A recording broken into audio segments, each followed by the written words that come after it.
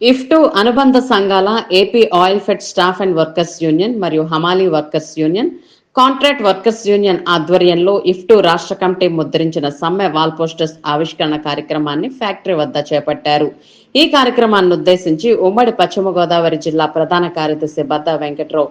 హాజరై మాట్లాడుతూ ఫిబ్రవరి 12వ తేదీన దేశవ్యాప్త సార్వత్రిక సమ్మెను ఉద్యోగ కార్మిక రంగాలు చేపట్టబోతున్నాయని,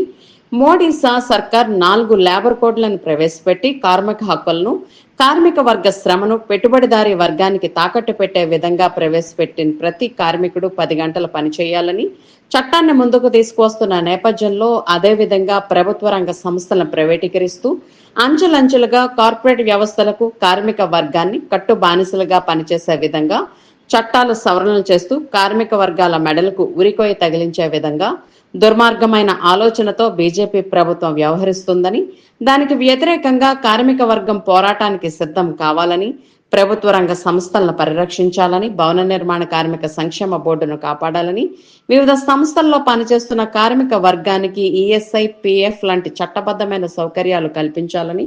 10 గంటల పని దినాలకు వ్యతిరేకంగా కార్మిక వర్గం ఉద్యమించాలని అనేక పోరాటాలు, ఉద్యమాలు, ప్రాణ త్యాగాలు, రక్త తర్పణలు, జైలు జీవితాలు అనుభవించి సాధించుకున్న కార్మిక హక్కులను ఒక్కొక్కటిగా కాలరాస్తున్న మోదీ ప్రభుత్వ విధానాలకు వ్యతిరేకంగా ఈ నెల 12వ తేదీన జరగబోయే దేశవ్యాప్త సార్వత్రిక సమ్మెలో కార్మిక వర్గం, హమాలీ వర్గం, సంఘటిత, అసంఘటిత వర్గం పాల్గొని సమ్మె కార్యక్రమాన్ని జయప్రదం చేయవలసిందిగా కార్మిక వర్గానికి విజ్ఞప్తి చేశారు. ఈ వాల్ పోస్టర్స్ ఆవిష్కరణ కార్యక్రమానికి మానికొండ కాంతారావు, శివరామకృష్ణ, నాగరాజు, హరి, గంగాధర్, కృష్ణారావు, యేసురత్నం, ధర్మేంద్ర, రవి, టి నాగేశ్వరరావు, సంపంగి ప్రసాద్, యేసు తదితరులు పాల్గొన్నారు.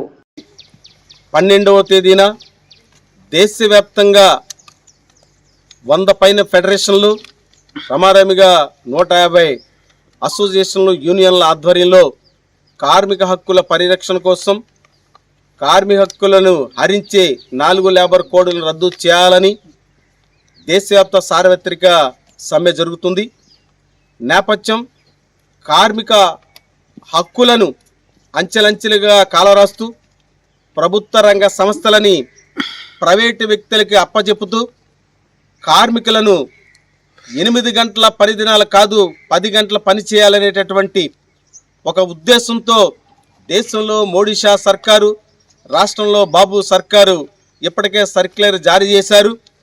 ఇప్పటికే కార్మికులు అనేక రకాల ఇబ్బందుల వలయంలో కొట్టుమిట్టలాడుతున్నటువంటి నేపథ్యంలో 10 గంటల పని చేయాలని ఇచ్చినటువంటి జీవోని రద్దు చేయాలని, 4 లేబర్ కోడులను రద్దు చేయాలని, ప్రభుత్వ రంగ సంస్థలను పరిరక్షించాలని, ప్రజల ఆస్తిగానే ప్రభుత్వ రంగ సంస్థలు ఉండాలి తప్ప ప్రైవేట్ వాళ్ళకి అప్పచెప్పే విధానాన్ని భారతదేశ కార్మికవర్గం, ఆంధ్రప్రదేశ్